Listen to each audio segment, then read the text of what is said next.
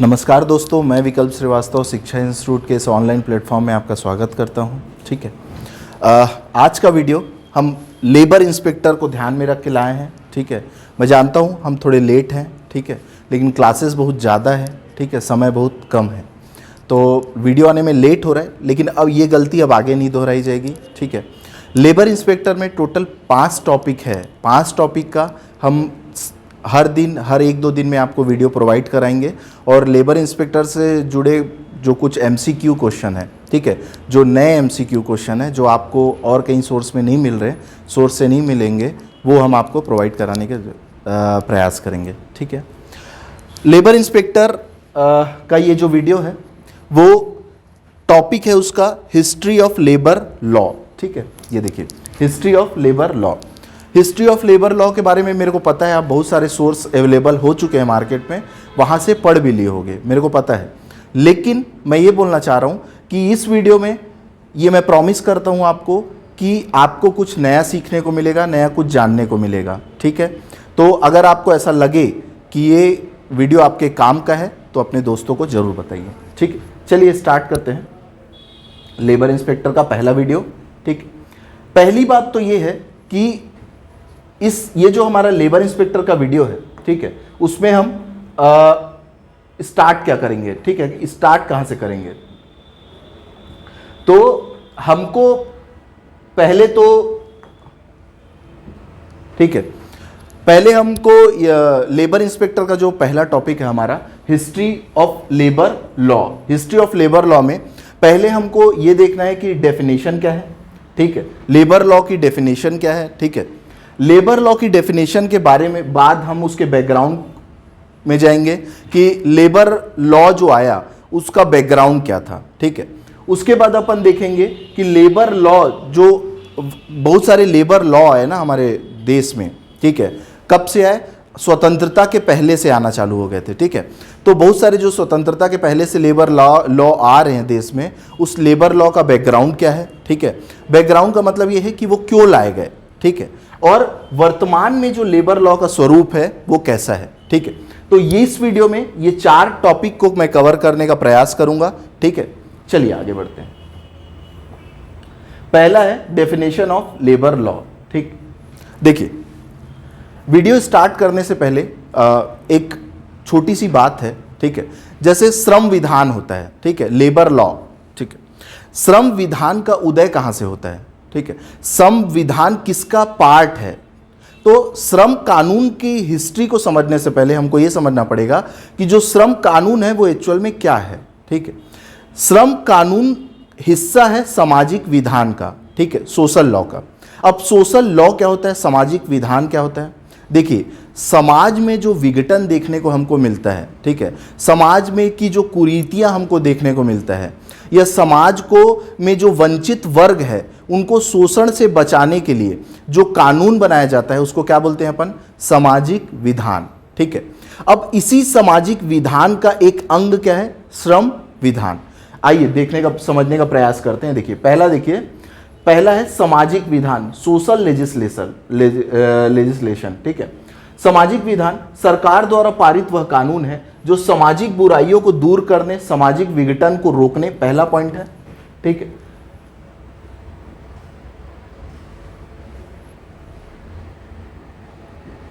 सामाजिक विघटन को रोकने, ठीक है, वंचित वर्गों को संरक्षण प्रदान करने, ठीक है, एवं समाज के सुधार लाने के लिए, समाज में सुधार लाने के उद्देश्य से क्या किया जाता है, लाया जाता है। तो अगर सामाजिक विधान क्या है बोला जाए तो क्या है, सामाजिक विघटन को रोकना और वंचित वर्गों को संरक्षण प्रदान करना और समाज में सुधार लाने के उद्देश्य से जो कानून बनाए जाते हैं उसको क्या बोलते हैं अपन, सामाजिक विधान बोलते हैं। ठीक है, अब इसमें हम देखते हैं कि इसमें किन किन चीजों को शामिल किया जाता है सामाजिक विधान में। जैसे कि अगर विवाह के लिए कोई कानून बनाया जा रहा है, जैसे कि विवाह की उम्र 21 साल होनी चाहिए। ठीक है, तो इसको अब ये हर आदमी को पकड़ के तो आप नहीं रोक सकते, तो इसके लिए कानून लगा दो कि भैया विवाह करोगे तो कितने साल में करोगे, 21 साल में। ठीक है, तलाक के लिए अगर कोई कानून लाते हो, ठीक है, जैसे अपन देखिए अभी 3 तलाक का कानून आया। महिलाओं के अधिकारों के लिए अगर आप कानून लाते हो, ठीक है, दहेज के लिए कानून लाते हो, बाल ये बच्चों के अधिकारों के लिए अगर आप कोई कानून लाते हो, या श्रम के अधिकारी या श्रमिकों के अधिकारों के लिए आप कोई कानून लाते हो, तो ये सारी चीजें किसके ऊपर किससे संबंधित है? सामाजिक विधान से संबंधित है। सामाजिक विधान में जब श्रमिकों के लिए कोई कानून बनाया जाता है तो उसको हम क्या बोलते हैं?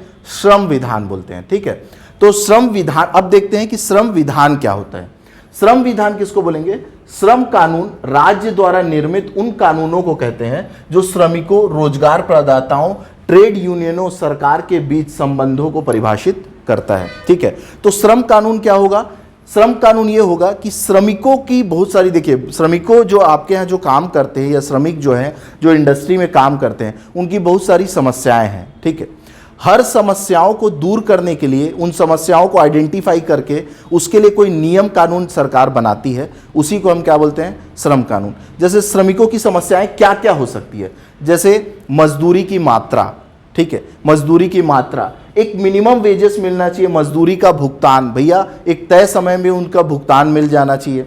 ठीक है, कार्य के घंटे, ऐसा नहीं हो सकता कि आप उनको बहुत ज़्यादा समय तक काम करा रहे हो। ठीक है, तो कार्य के घंटे निर्धारित रहने चाहिए। ठीक है, विश्राम अंतराल, रेस्टिंग टाइम डिसाइड होना चाहिए कि भैया इतने टाइम खाओगे, उनको खाने का समय मिलना चाहिए। ठीक है, क्योंकि वर्किंग इफिशियंसी भी उससे क्या होती है? इंक्रीज होती है, और अन्य सुविधाएं। ठीक है, तो ये जो सामाजिक विधान और श्रम विधान को बताने का मेरा मकसद ये था कि हो सकता है इस टाइप का क्वेश्चन आपसे पूछा जा सके। तो यहां हम ये देखें कि जो हमारे जो श्रम विधान है, ठीक है, ये हमारा जो सामाजिक विधान है, सोशल लॉ है, वो किस, सोशल लॉ जो है वो किसका, उसके अंदर का एक पार्ट क्या है? श्रम विधान है। ठीक है, सोशल लॉ के अंदर का एक पार्ट क्या है? श्रम विधान है। ठीक है, मतलब हम देखते हैं कि सोशल लॉ जो है एक बड़ी अवधारणा है और उसके अंदर की एक अवधारणा को क्या बोलेंगे अपन? लेबर लॉ बोलेंगे। चलिए आगे बढ़ते हैं। ठीक है, श्रम विधान के सिद्धांत। ठीक है, श्रम देखिए, हम देखें कि श्रम विधान क्या होता है, हमको समझ में आया। हम देखें कि श्रम विधान वो है जो श्रमिकों की समस्याओं को आइडेंटिफाई करके उस समस्या को दूर करने के लिए जो कानून बनाया जाता है उसको क्या बोलते हैं? श्रम विधान बोलते हैं। लेकिन लेकिन लेकिन लेकिन श्रम विधान का स्वरूप हमेशा से ऐसा रहा है, ऐसा है क्या? नहीं। श्रम विधान पहले, जो स्वतंत्रता के पहले का जो समय था, उसमें जो श्रमिकों के लेके कानून बनाया जाता था, देखिए दो वर्ग होता है। ठीक है, एक तो एम्प्लॉयर हो गया और एक क्या हो गया? लेबर हो गया। ठीक है, तो एम्प्लॉयर चाहता है कि जो कानून बने वो हमारे हिसाब से बने। ठीक है, और लेबर चाहता है हमको अधिक से अधिक सुविधाएं मिल सके। ठीक है, तो जो पूर्वकालिक समय था, जो पहले का समय था, वहां क्या हुआ? जब 18वीं सदी या 17वीं सदी में, जब ब्रिटेन में इंडस्ट्रियलाइजेशन चालू हुआ 17वीं सदी में, ठीक है, भारत आते आते उसको हो गया 18वीं सदी। 1850-1855 के बीच जूट मिल, शक्कर कारखाने, ये सब भारत में लगने क्या हुए? चालू हुए। जब 18वीं सदी में भारत में ये सब कानून आने चालू हुए, उसके बाद हमको समझ में, अंग्रेजों को ये समझ में आया कि हमको क्या चाहिए? एक ऐसा श्रमिक वर्ग चाहिए जो हमसे जुड़ा रहे, जो काम छोड़ के ना जा सके। ठीक है, जिसको नियंत्रित किया जा सके। पहले क्या होता था कि जैसे कोई आपको किसान है, ठीक है, तो किसान को आपको काम में रखना है तो आप उसको आज रखे कल निकाल दिए। लेकिन जब औद्योगिकीकरण आया तो मालिकों को या एम्प्लॉयर को या नियोजक को यह समझ में आया कि अब हमको श्रमिक की जरूरत हमेशा है। मतलब एक ऐसे वर्ग की जरूरत है जो 365 दिन हमारे लिए क्या करते रहे?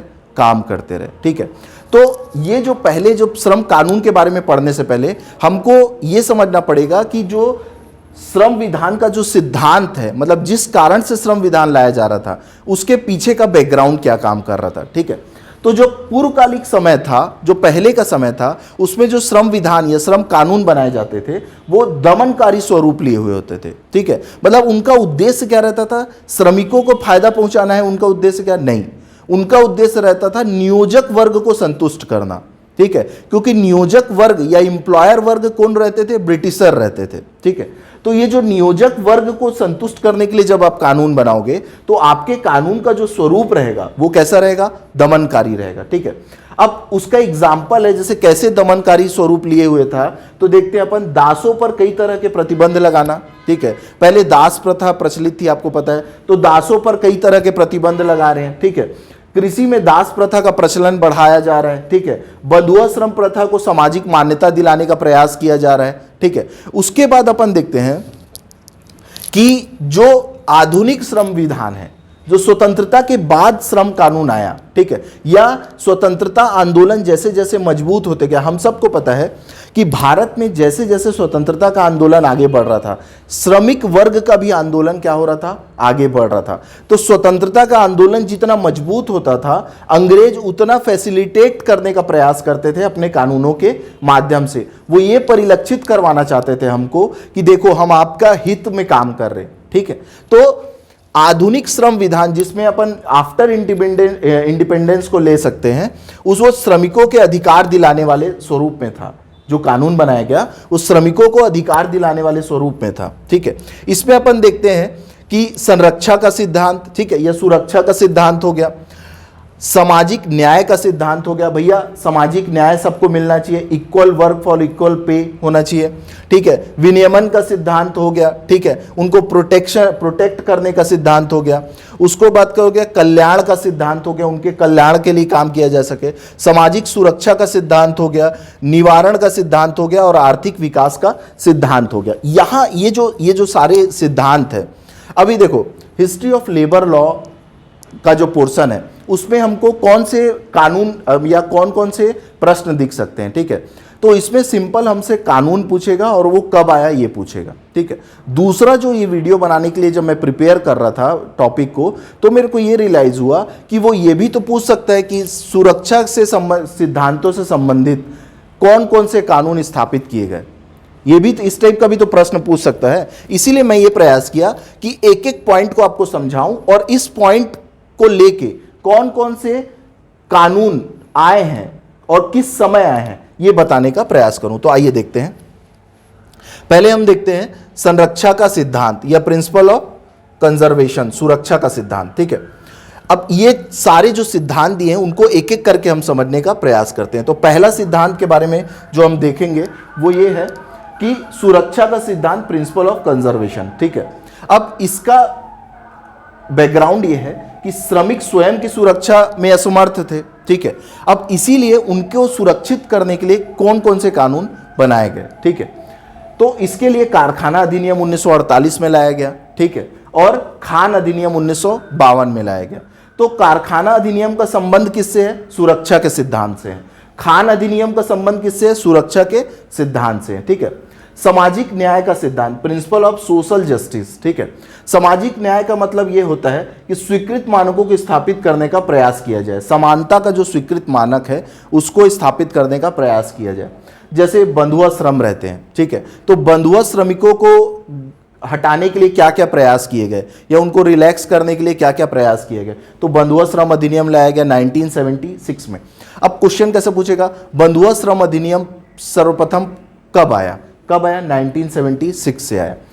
बंधुआ श्रम अधिनियम का संबंध किस सिद्धांत से है, तो सामाजिक न्याय के सिद्धांत से। ठीक है, समान पारिश्रमिक का अधिकार 1976। ठीक है, तो equal work for equal payment के स्थापित करने के लिए समान पारिश्रमिक अधिनियम लाया गया 1976 में। ठीक है, उसके बाद है विनियमन का सिद्धांत, प्रिंसिपल ऑफ रेगुलेशन। ठीक है, नियोजक के जो शोषण से मुक्ति दिलाने के लिए, अगर उनका नियोजक जो एम्प्लॉयर है, एम्प्लॉयर लेबर का शोषण ना कर सके, उसके लिए हम बाल एवं किशोर श्रम अधिनियम लेके आए 1986। ठीक है, उसके बाद आया कल्याण का सिद्धांत, प्रिंसिपल ऑफ वेलफेयर। ठीक है, कल्याण के सिद्धांत में श्रमिकों को बेहतर जीवन स्तर दिलाया जा सके, इसके लिए हम क्या लेके आए, अंतर्राष्ट्रीय प्रवासी कर्मकार अधिनियम 1979। ठीक है, उसके बाद सामाजिक सुरक्षा का सिद्धांत आया, प्रिंसिपल ऑफ सोशल सिक्योरिटीज। ठीक है, श्रमिकों को दुर्घटना, बेरोजगारी, जैसे बेरोजगारी का मतलब ये हुआ की दुर्घटना हुई तो उनको क्या आ गई, बेरोजगारी आ गई, या कभी कोई विवाद हुआ तो उसको क्या किए, काम से निकाल दिए। तो इसको भी तो रेगुलेट करने की आवश्यकता थी कि भैया ऐसा नहीं हो सकता कि जब मन में आया आप काम में रख लिए, जब मन में आया काम से निकाल दिए, क्योंकि उसके साथ जो जुड़े हुए लोग हैं उनका जीवन क्या होता है, इससे प्रभावित होता है। तो हम देखते हैं श्रमिकों की दुर्घटना, बेरोजगारी, बुढ़ापा, बीमारी आदि से सुरक्षा देने के लिए कर्मचारी राज्य बीमा अधिनियम 1948 में है। ठीक है, कर्मचारी राज्य बीमा अधिनियम कब आया, 1948 में। कर्मकार क्षतिपूर्ति अधिनियम आया 1923 में। ठीक है, उसके बाद निवारण का सिद्धांत, प्रिंसिपल ऑफ प्रोटेक्शन। ठीक है, ऐसी सामाजिक प्रथा जो शोषण करती है, जैसे अनैतिक व्यापार अधिनियम 1956 आया। फिर इसी के बाद क्या है, कहाँ तक पहुंच गया अपन, एट्रोसिटी एक्ट लाया गया। एट्रोसिटी एक्ट को भी अपन इसी में शामिल कर सकते हैं, 1989 एट्रोसिटी एक्ट के लिए बोल रहा हूं।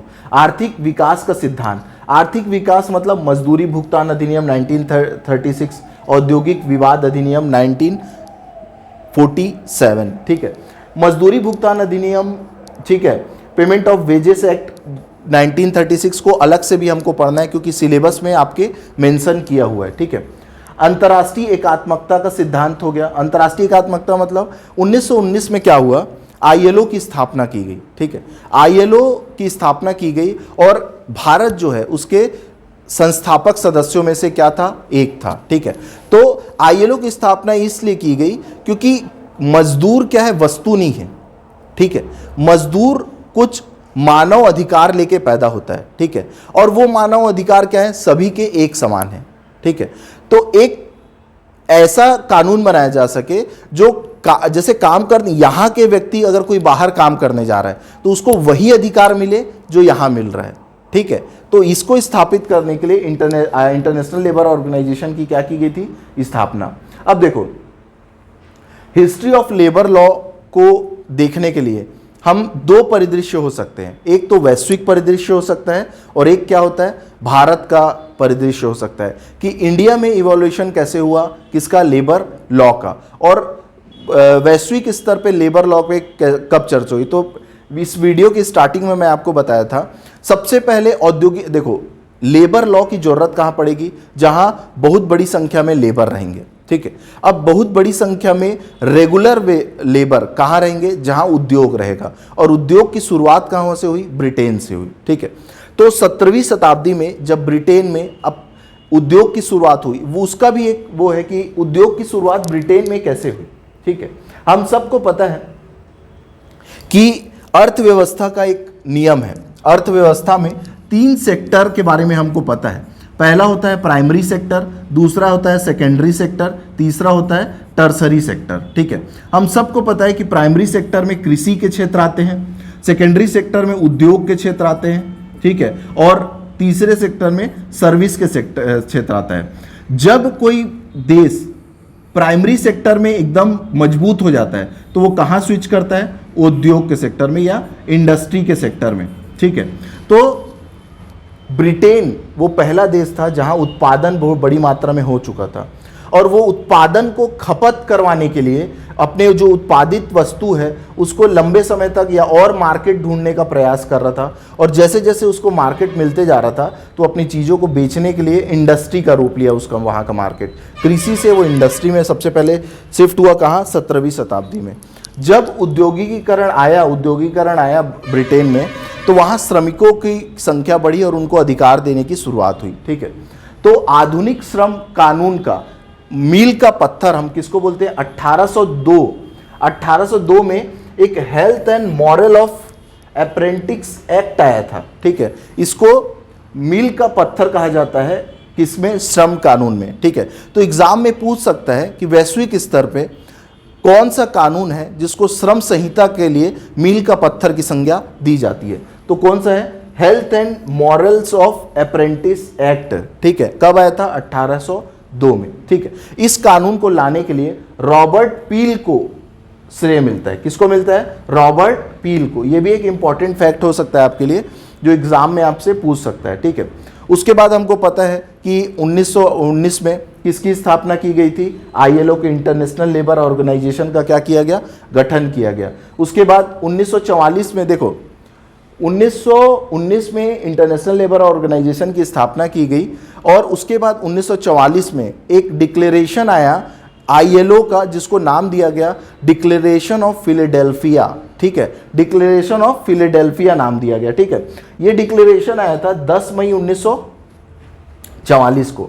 ठीक है, ये डिक्लेरेशन कब आया था? 10 मई 1944 को। ये बहुत ज़्यादा इंपॉर्टेंट है। ठीक है, आप इसको एकदम ध्यान से याद रखेंगे और ये डेट को भी याद रखेंगे, 10 मई 1944 को। ठीक है, अब देखो आईएलओ और डिक्लेरेशन ऑफ फिलाडेल्फिया, इसके लिए मैं इसके बाद एक छोटा सा वीडियो बनाऊंगा 15 या 20 मिनट का। उसमें मैं प्रयास करूंगा कि एग्जाम में जो जो फैक्ट पूछे जा सकते हैं आईएलओ से संबंधित और डिक्लेरेशन ऑफ फिलाडेल्फिया से संबंधित, वो सारे को 10, 15, 20 मिनट के एक वीडियो में कवर करूंगा। ठीक है, अब देखो क्या हुआ कि अंतर्राष्ट्रीय श्रम दिवस अभी अभी बीता है। ठीक है, 1 मई को हम क्या बनाते हैं? अंतर्राष्ट्रीय श्रम दिवस। अंतर्राष्ट्रीय श्रम दिवस की शुरुआत हुई थी शिकागो की एक घटना से। ठीक है, 1 मई 1886 में शिकागो में क्या किया गया था?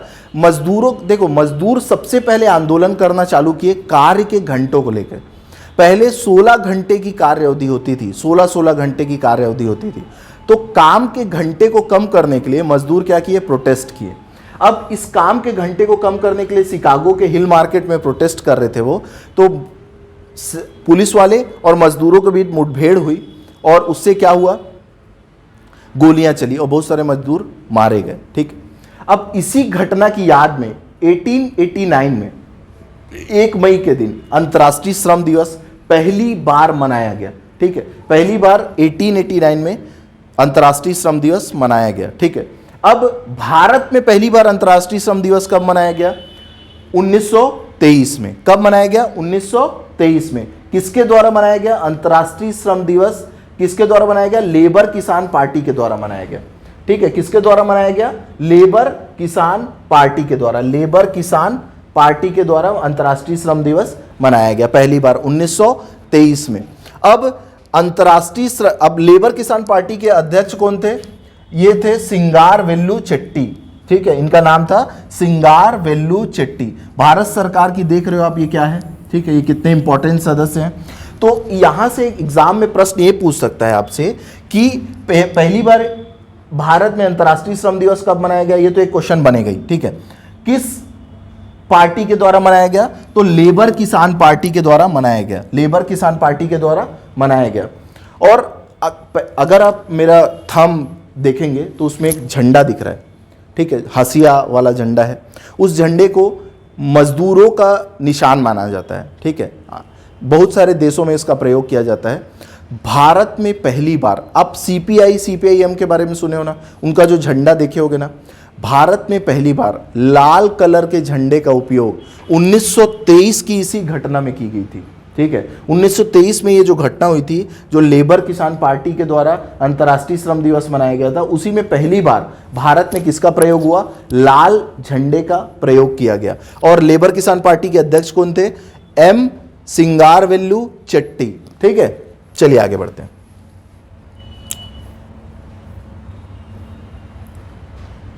इवोल्यूशन ऑफ लेबर, क्या बोल रहा है? Evolution of labour legislation in India. देखो भारत में लेबर लॉ का उदय कैसे कब हुआ? ठीक है,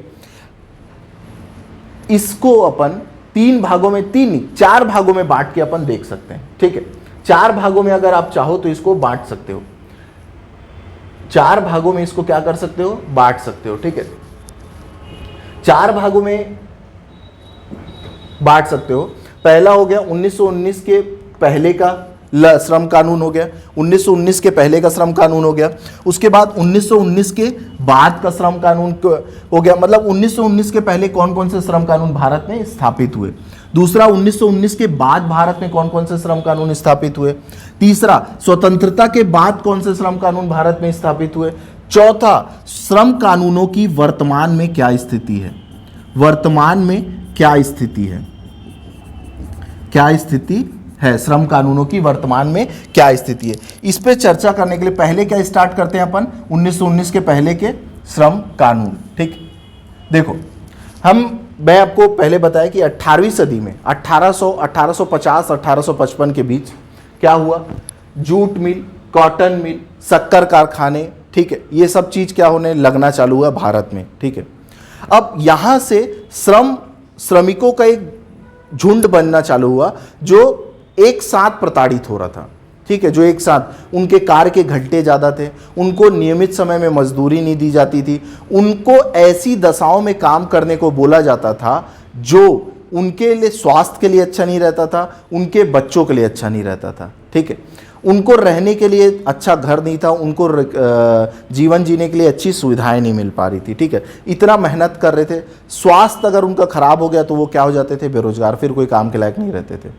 ये बहुत सारी असुविधाएं थी, उनके जीवन में समस्या थी। तो इसको आइडेंटिफाई करते करते कुछ कुछ कानून अंग्रेजों द्वारा लाए गए, ठीक। स्टार्ट करते हैं। पहला आया भारतीय दास अधिनियम 1843, ठीक है, भारतीय दास अधिनियम 1843, इंडियन स्लेवरी एक्ट 1843, प्रशिक्षु अधिनियम 1850 आया, अप्रेंटिस एक्ट 1850, भारतीय घातक दुर्घटना अधिनियम 1855 आया, कर्मकार संविदा का उल्लंघन अधिनियम 1859 आया, नियोजक एवं श्रमिक विचार अधिनियम आया 1860 में, कारखाना अधिनियम आया 1881 में, ठीक है, कारखाना अधिनियम कब आया, 1881 में। भारतीय दास अधिनियम 1843 वाला, ठीक है, उसको आप ये बोल सकते हो कि ये पहला, ये 1843 और 1850 का जो कानून था ना, वो लगभग लेबर को लेके आने वाला पहले कानून मान सकते हो आप, ठीक है। इंडियन अप्रेंटिस एक्ट जो है 1850 का और इंडियन स्लेवरी एक्ट जो है, ठीक है, दास अधिनियम जो है, वो ये दो तीन ऐसे कानून हैं जो पहला कानून रहा मजदूरों के हित में आने वाला, ठीक है। लेकिन सबसे ज़्यादा इंपॉर्टेंट कानून जो भारत में आया मजदूरों को लेके और सबसे ज़्यादा प्रचलित जो रहा, स्वतंत्रता के बाद भी उसको अपनाए रखे हम बहुत सारे समय तक, वो था भारतीय कारखाना अधिनियम, इंडियन फैक्ट्री एक्ट 1881, ठीक है, इंडियन फैक्ट्री एक्ट 1881। अब इसमें 1875 में बॉम्बे कमेटी की सिफारिश को क्या हुआ था, 1875 में एक बॉम्बे कमेटी का गठन किया गया, ठीक है, मजदूरों के लिए। अब ये बोला गया कि मजदूरों के लिए कुछ कुछ सुधार की आवश्यकता है, ठीक है, मजदूरों के लिए कुछ कुछ क्या है, सुधार की आवश्यकता है। तो इसके लिए क्या लेके आया गया, हमारे द्वारा फैक्ट्री एक्ट लाया गया। अब ये जो बॉम्बे कमेटी जो सिफारिश की थी कि इस पॉइंट में सुधार करो, ये करो, ये करो, ये करो, कार्य के घंटे को कम करो, इतने उम्र से ज़्यादा के बच्चों को काम में मत रखो, ये सारी चीज़ों को लागू करने के लिए क्या लाया गया, पहल इंडियन फैक्ट्री एक्ट 1881 लाया गया, ठीक है। तो देखो, इंडियन फैक्ट्री एक्ट ना बहुत सारे आए हैं, 1881 में आया, 1891 में आया, 1911 में आया, 1922 में आया, 1934 में आया, 1946 में आया, 1948 में भी एक आया, ठीक है। तो इतने सारे फैक्ट्री एक्ट को मैं एक साथ एक कॉलम में कंपाइल करने की कोशिश किया हूं, ठीक है, जो एग्जाम के पॉइंट ऑफ व्यू से आपके लिए बहुत ज़्यादा महत्वपूर्ण है, ठीक है। तो इसमें अपन देखते हैं जितने भी फैक्ट्री एक्ट आए हैं ना, उसको मैं एक कॉलम में समेट दिया हूँ, ठीक है। अब ये जो पूरे फैक्ट्री एक्ट है उसमें मोटा मोटी 3-4 बिंदु है।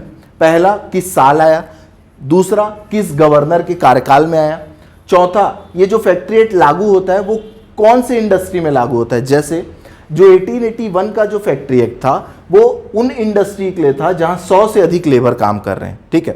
तो 100 से अधिक लेबर काम कर रहे हैं तो 1881 का फैक्ट्री एक्ट लागू होगा, ठीक है।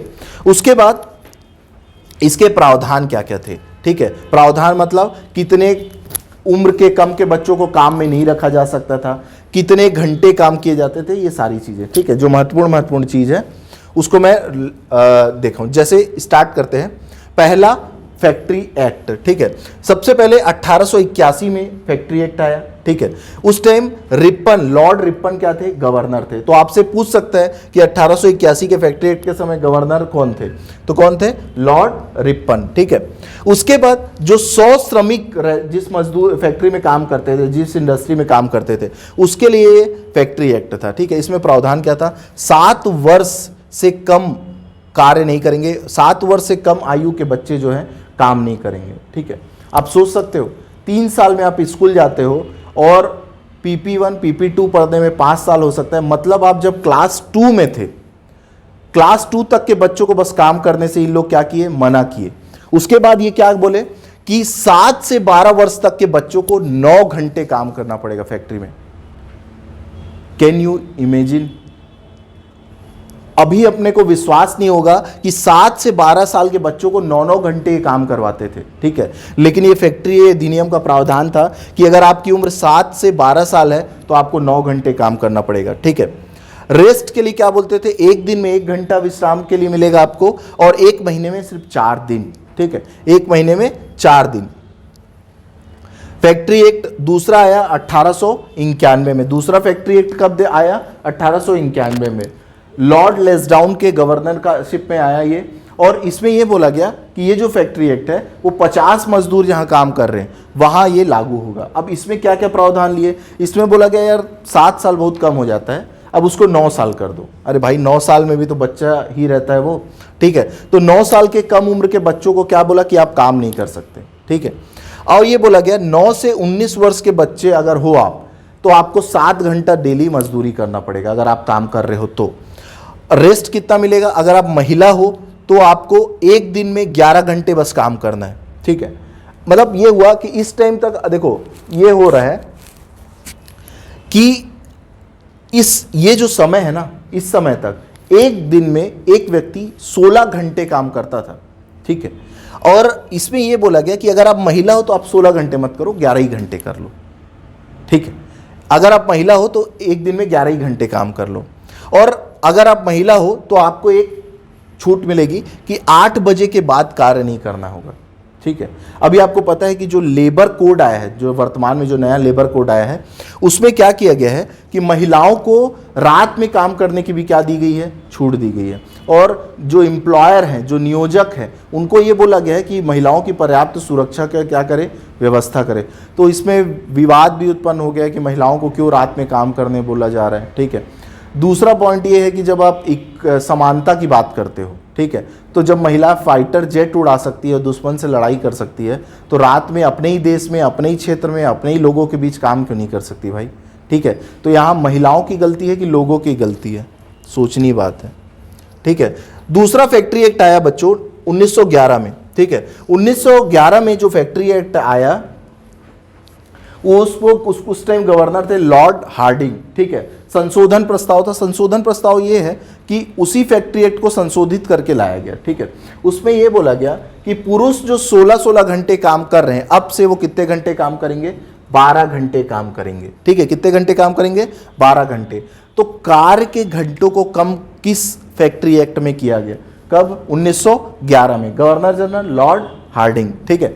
उसके बाद 1922 में क्या आया, गवर्नर कौन था, लॉर्ड रीडिंग, ठीक है। अब ये क्या बोले, ये बोले कि भैया जिस फैक्ट्री में 20 वर्कर भी काम कर रहे हैं ना, उसमें हमारा फैक्ट्री एक्ट क्या होगा, लागू होगा। अब ये बोले कि 12, पहले 7 फिर 9, अब क्या बोल दिया गया, अगर आप 12 साल तक के हो तो आपको काम करने की जरूरत नहीं है। और अगर आप 12 से 15 साल के हो तो आपको सिर्फ कितने घंटे काम करना पड़ेगा, 6 घंटे काम करना पड़ेगा, 12 से 15 साल की उम्र तक, ठीक है। उसके बाद 1934 में जो फैक्ट्री एक्ट आया, लॉर्ड विलिंगटन इस टाइम गवर्नर जनरल थे, संशोधन प्रस्ताव के रूप में ये पास हुआ था। इसमें यह बोला गया कि 12 से कम के हो तो चलो काम मत करो, और 12 से 15 साल के हो तो आपको कितने घंटे काम करना पड़ेगा, 5 घंटे काम करने का पड़ेगा। मतलब इसमें बोला गया था 6 घंटे, अब इसको कम करके कितना कर दिया गया, 5 घंटे कर दिया गया, ठीक है। 1940 में जो फैक्ट्री एक्ट आया, लॉर्ड वेलेजली उसमें क्या थे, गवर्नर थे, संशोधन प्रस्ताव के रूप में आया गया था। उसमें बोला गया था कि अगर 200 से अधिक श्रमिक कार्य कर रहे हैं तो भोजन की व्यवस्था एटलीस्ट तो कराना पड़ेगा, ठीक है, या कैंटीन की व्यवस्था रखना पड़ेगा आपको, ठीक है। 1948 में स्वतंत्रता के बाद, ठीक है, ये बोला गया, जो फैक्ट्री एक्ट आया उसमें कि 1 सप्ताह में 48 घंटे से ज़्यादा कार्य नहीं कराओगे आप किसी भी मजदूर को, ठीक है। स्वास्थ्य जैसे पर्याप्त रोशनी, सफाई, पीने का पानी स्वस्थ, ठीक है।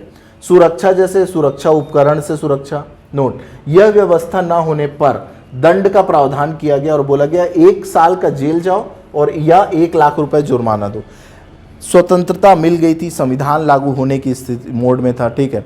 उसके बाद जो फैक्ट्री एक्ट लाया गया 1948 में, उसमें हमको सामान्य तौर पे ये देखना था कि भैया स्वास्थ्य की सुरक्षा हो सके, ठीक है। उसके बाद क्या हो सके, सुरक्षा की व्यवस्था हो सके। सुरक्षा मतलब जैसे खतरनाक मशीनों के आसपास अगर कोई काम कर रहा है तो उसके लिए सुरक्षा की व्यवस्था हो सके, ठीक है। देखो अभी तक अपन क्या देखे, 1919 के पहले के जो श्रम कानून थे, ठीक है, उसी बीच में फैक्ट्री एक्ट आया, तो फैक्ट्री एक्ट में जितने कानून थे मैं आपको बता दिया, ठीक है।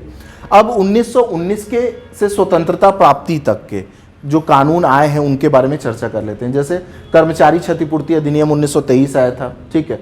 वर्कमैन कंपनसेशन एक्ट 1923, मशीनों के बढ़ते इस्तेमाल को ध्यान में रखते हुए उससे उत्पन्न होने वाली जटिलताओं को दूर करने के लिए कर्मचारी सामाजिक सुरक्षा उपलब्ध कराई जा सके, ठीक है, क्षतिपूर्ति अधिनियम। श्रम संघ अधिनियम, ट्रेड यूनियन एक्ट आया, ठीक है, श्रमिकों को संघ बनाने की छूट। पहले तो श्रमिकों को संघ बनाने की छूट भी नहीं थी, फिर उसके बाद 1926 में ये क्या आया, श्रम संघ अधिनियम आया। 1919 से स्वतंत्रता के तक कौन कौन से अधिनियम आए, पहला तो मजदूरी भुगतान, ये पेमेंट ऑफ वेजेस एक्ट आया 1936 में, ठीक है। उसके बाद बाल श्रम अधिनियम आया 1933 में, ठीक है, बाल श्रम अधिनियम आया। स्वतंत्रता के बाद श्रम कानून जो आए हैं उसमें न्यूनतम मजदूरी एक्ट आया, न्यूनतम मिनिमम वेजेस एक्ट आया 1948 में, ठीक है। औद्योगिक विवाद अधिनियम आया, इंडस्ट्रियल डिस्प्यूट एक्ट आया 1947 में। ये सब जो कानून है उनके साल पूछेगा आपसे, ठीक है, तो इसको ध्यान रखिएगा, ठीक है। इंडस्ट्रियल डिस्प्यूट एक्ट आया 1947 में, एम्प्लॉय स्टेट इंश्योरेंस एक्ट आया 1948 में, ठीक है। बॉन्डेड लेबर मतलब बंधुआ श्रमिकों के लिए कानून आया 1976 में।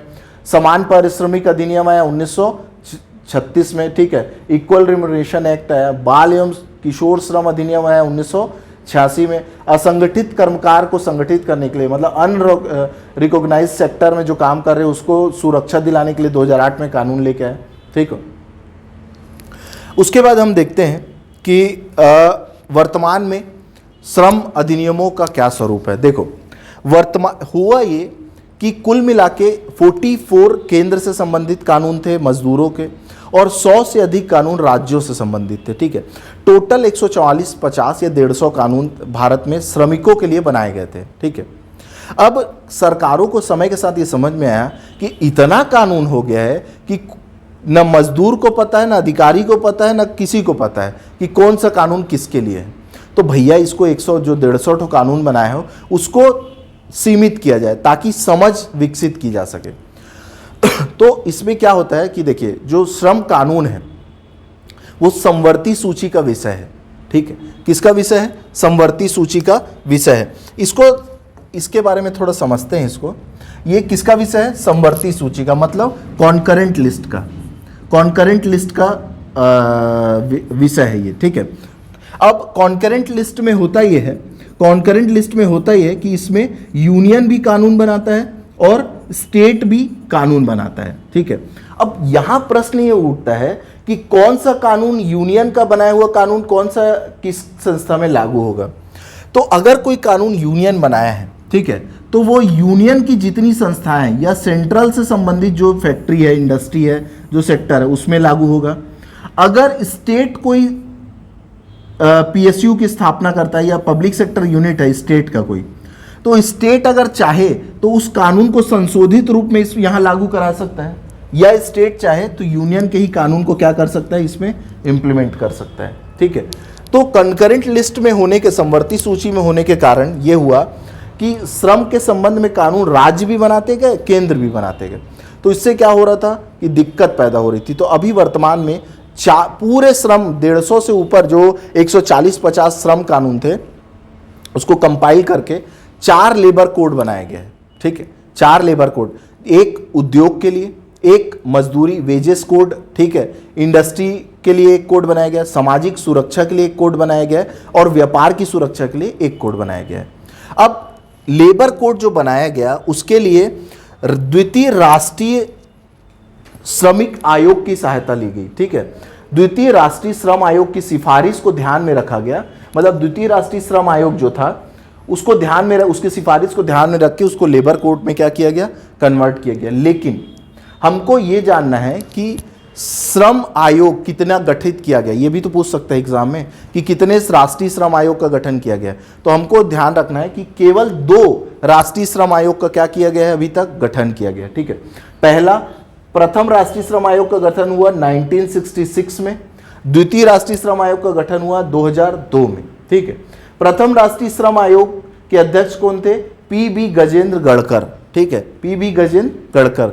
और द्वितीय राष्ट्रीय श्रम आयोग जो ज्यादा महत्वपूर्ण है, ज्यादा इंपॉर्टेंट है, क्योंकि जो वर्तमान लेबर कानून है वो इसी के सिफारिशों पर आधारित है, उसका गठन हुआ था 1999 में, 15 अक्टूबर 1999 में। और उस रिपोर्ट को प्रस्तुत कब किया गया? 29 जून 2002 में, 29 जून 2002 में। और उसके अध्यक्ष कौन थे? द्वितीय राष्ट्रीय श्रम आयोग के रविंद्र शर्मा। ठीक है, उसके अध्यक्ष कौन थे? रविंद्र वर्मा। अब जो द्वितीय राष्ट्रीय श्रम आयोग थी उसकी सिफारिश के बारे में देखते हैं क्या क्या बोली। देखो, द्वितीय राष्ट्रीय श्रम आयोग हमको ये बोली कि भैया एक काम करो, ठीक है, वो ये बोली संगठित क्षेत्रों के श्रम के संबंध में जो 44 कानून है और राज्य सरकारों के संबंध में जो 100 श्रम कानून है उसका युक्तिकरण का सुझाव दी। युक्तिकरण मतलब भैया ये 44 और 100 जो कानून है उसको एक करो और कुछ ऐसा कानून बनाओ जो कम रहे और समझ में आसानी से आ सके। तो आपको पता है हम लेबर कोड लेके आए, 144 श्रम कानून को हम किस में कन्वर्ट किए? 4 लेबर कोड में कन्वर्ट कर दिए। ठीक है, उसके बाद क्या बोला गया? असंगठित क्षेत्रों के श्रमिकों के लिए न्यूनतम स्तर पर सुरक्षा सुनिश्चित करने के लिए कानून बनाने का सुझाव दिया गया। देखो, रिकॉग्नाइज्ड सेक्टर और अनरिकॉग्नाइज्ड सेक्टर, ठीक है, 2 सेक्टर होते हैं मजदूरों के। अब कई मजदूर ऐसे रहते हैं जो असंगठित क्षेत्र में काम करते हैं। भारत की पॉपुलेशन का काम करने से जो श्रमिक वर्ग है उसका लगभग 50%, 60% अनरिकॉग्नाइज्ड सेक्टर या असंगठित क्षेत्र में ही काम कर रहे हैं। तो अब सरकार क्या कर रही है? उसको आइडेंटिफाई करने का प्रयास कर रही है। अब इसका जो सुझाव दिया था वो कौन दिया था? द्वितीय राष्ट्रीय श्रम आयोग। ठीक है, अब ये सुझाव को ही फॉलो करते हुए हम क्या कर रहे हैं? उनको अब क्या करें? जैसे अब कैसे आइडेंटिफाई करें? जैसे मुद्रा योजना है। ठीक है, मुद्रा योजना में आपको पता है कि लोन दिया जाता है मजदूरों को। ठीक है, शिशु ऋण, किशोर ऋण, तरुण ऋण, 10 लाख रुपए तक का लोन दे रहे हो। तो ये जो लोन दे रहे हो आप, तो उसको लोन दिए काम करने के लिए। अब वो असंगठित क्षेत्र में काम करता है तो वो क्या हो गया? रिकॉग्नाइज्ड हो गया। ठीक है, आपको उसका बारे में जानकारी मिल गई ना, तो ऐसे हम उसको क्या कर रहे हैं? रिकॉग्नाइज्ड करने का प्रयास कर रहे हैं। ठीक है, तो ये हो गया कि असंगठित क्षेत्रों के श्रमिकों को न्यूनतम स्तर पर सुरक्षा सुनिश्चित करने का क्या करना चाहिए? प्रयास करना चाहिए। दूसरा है, ये देखो, ये बोला है कि लोक अदालत, श्रम न्यायालय और श्रम संबंधी आयोग के त्रिस्तरीय प्रणाली की सिफारिश की। कितने स्तरीय थी? ये बहुत ज्यादा इंपॉर्टेंट क्वेश्चन है, ये आपको देखने को मिलेगा ही मिलेगा। ठीक है, लेबर इंस्पेक्टर के एग्जाम में, कि मतलब द्वितीय जो श्रम आयोग है वो त्रिस्तरीय प्रणाली की के बारे में बोला था। पहला क्या था? लोक अदालत, दूसरा श्रम न्यायालय और जो श्रम आयोग होगा। ये बेसिकली ऐसे काम करता था, एक पिरामिड की तरह। ठीक है, पहले आप ले लो लोक अदालत को,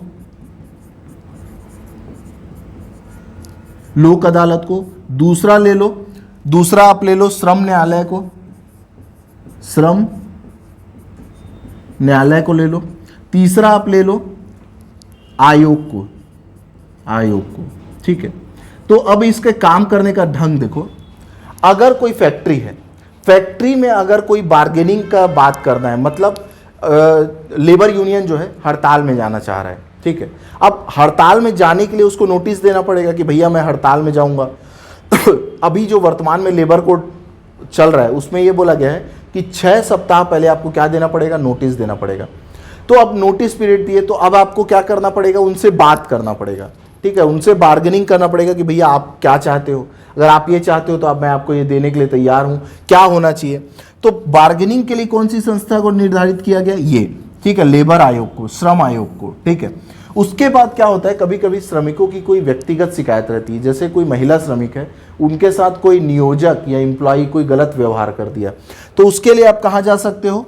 श्रम न्यायालय में जा सकते हो। ये क्या हो गया? व्यक्तिगत के लिए हो गया। हाँ, क्या हम श्रम आयोग में व्यक्तिगत शिकायत लेके नहीं जा सकते? बिल्कुल जा सकते हो। मतलब यहां संगठन और व्यक्तिगत दोनों शिकायतें लेके जा सकते हो। लेकिन ये जो लोक अदालत है वहां भी क्या कर सकते हो? व्यक्तिगत शिकायत लेके जा सकते हो। ठीक है, तो ये काम कुछ ऐसे काम करता है। तो हमको इसमें याद क्या रखना है कि त्रिस्तरीय प्रणाली की सिफारिश की गई, ठीक है। जिस श्रम संघ में 66% से अधिक सदस्यों का समर्थन प्राप्त हो वही प्रबंधन के लिए वार्ता। क्या होता है कि एक इंडस्ट्री है जिसमें 1000 लोग काम कर रहे, पता चला 36 तो श्रम संगठन बन गए। अब मैनेजमेंट कंफ्यूज, किससे बात करे रे भैया। तो इसमें यह बोला गया कि वो संस्था जिसको 66% मजदूरों का समर्थन प्राप्त हो वही तो मैनेजमेंट से क्या करेगी, बात करेगी, ठीक है। उसके बाद बोला गया श्रम संघों का कार्यकाल कितना होगा, 4 वर्षों का।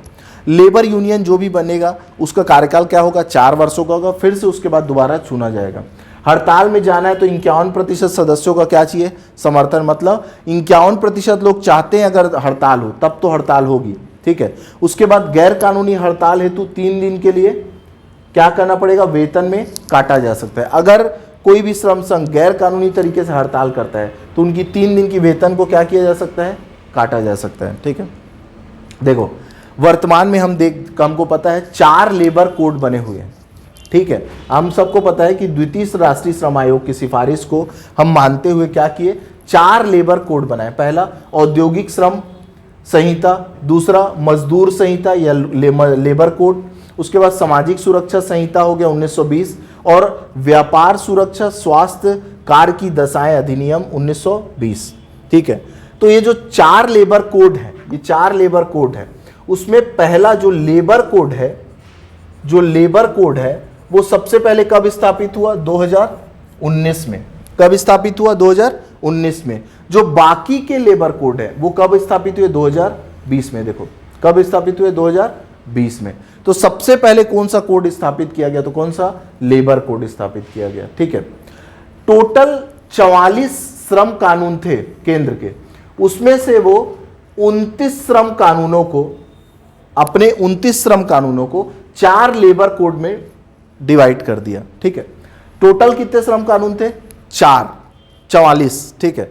उस 44 में 29 श्रम कानूनों को सेलेक्ट किया वो और 4 लेबर कोड में क्या कर दिया गया, विभाजित कर दिया गया, ठीक है।